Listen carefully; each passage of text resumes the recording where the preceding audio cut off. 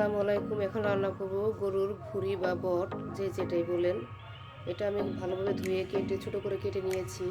এখানে মশলা আদা বাটা, রসুন বাটা, গরম মশলা বাটা, আর ওই পাশে রসুন আর পেঁয়াজ কুচি করে নিয়েছি। এখন রান্নার জন্য চুলায় একটি কড়াই বসিয়ে দিয়েছি। এখন পরিমাণ মতন তেল দিয়ে দিব।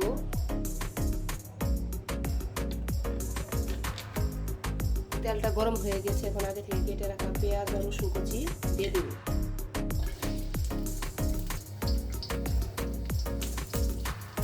পেঁয়াজটা ভালোভাবে ভেজে নেব।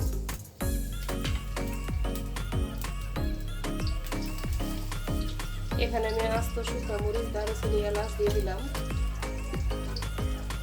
পেঁয়াজের সাথে ভালোভাবে ভেজে নেব। পেঁয়াজটা ভাজা হয়ে গেছে। আগে থেকে রেডি করা মশলাগুলো দিয়ে দিলাম। তেলের সাথে ভালোভাবে ভেজে নেব। বেটে রাখা মশলাগুলো ভাজা হয়ে গেছে। এখন আগে থেকে রেডি করা 1 চামচ মরিচের গুঁড়া, 1/2 চামচ হলুদের গুঁড়া, 1/2 চামচ ধনিয়ার গুঁড়া দিয়ে দিলাম। স্বাদ মতো লবণ দিয়ে দিলাম।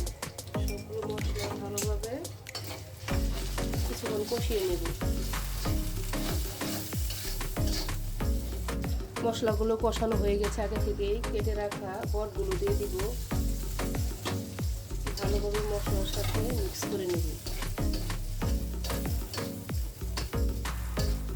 মিক্স করা হয়ে গেছে। এখন ঢাকনা দিয়ে কিছুক্ষণ ঢেকে কষিয়ে নিব। বটগুলো আমার কষানো হয়ে গেছে। এখন পরিমাণ মতো ঝোল দিয়ে দেব সেটা হওয়ার জন্য।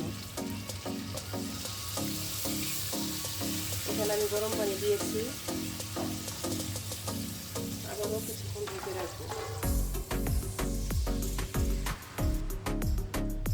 রান্নাটা আমার হয়ে আসছে। আমি কিন্তু অনেকক্ষণ সময় নিয়ে রান্নাটা করেছি।